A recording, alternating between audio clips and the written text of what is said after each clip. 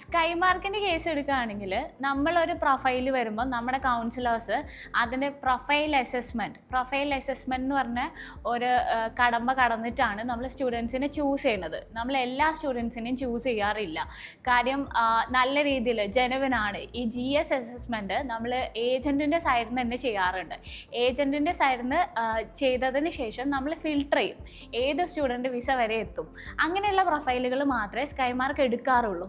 So നമ്മൾ നല്ല രീതിയിൽ സെലക്റ്റീവായിട്ടുള്ള പ്രൊഫൈലുകൾ എടുത്ത് ഇനീഷ്യലി തന്നെ അവരുടെ ഫിനാൻഷ്യൽസും ഇൻകം സ്ട്രോങ് ആണോ എന്നുള്ളത് നമ്മൾ ചെക്ക് ചെയ്യും. വെറുതെ നമ്മൾ ആപ്ലിക്കേഷൻ ഇട്ട് ഓഫർ ലെറ്റർ എടുത്ത് കൊടുക്കാതെ ഈ പ്രൊഫൈൽ വിസ വരെ എത്തുമോ എന്നുള്ളത് ചെക്ക് ചെയ്തിട്ട് മാത്രമേ നമ്മുടെ കൗൺസിലേഴ്സ് പ്രൊഫൈലുകൾ എടുക്കാറുള്ളൂ. സോ ഇനീഷ്യലി തന്നെ നമ്മൾ നോക്കും ഈ സ്റ്റുഡൻറ്റിൻ്റെ ഫിനാൻഷ്യൽ സ്ട്രോങ് ആണോ, ഇൻകം സ്ട്രോങ് ആണോ, അല്ലെങ്കിൽ വേറെ എന്തെങ്കിലും വിസയിൽ എന്തെങ്കിലും കോംപ്ലിക്കേഷൻസ് വരാനുണ്ടോ, ഇങ്ങനെയുള്ള കാര്യങ്ങളൊക്കെ നോക്കിയിട്ടായിരിക്കും ഫയലുകൾ ചൂസ് ചെയ്യുക.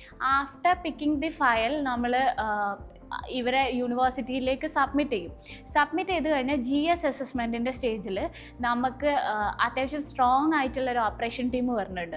സോ അവർ എൻ്റയർ ഡോക്യുമെൻറ്റ്സ് എങ്ങനെ അറേഞ്ച് ചെയ്യണം, അതിൻ്റെ സാമ്പിൾസും കാര്യങ്ങളൊക്കെ പ്രൊവൈഡ് ചെയ്ത് നല്ല രീതിയിൽ തന്നെ ഡോക്യുമെൻറ്റേഷനും നമ്മൾ പ്രൊവൈഡ് ചെയ്യും. സോ എനിക്ക് തോന്നുന്നു എന്തുകൊണ്ടും സ്കൈ മാർക്ക് ബാക്കിയുള്ള ഏജൻസിനെ ചൂസ് ചെയ്യണതിനേക്കാളും സ്കൈ മാർക്ക് കുറച്ചുകൂടി ബെറ്ററാണ്.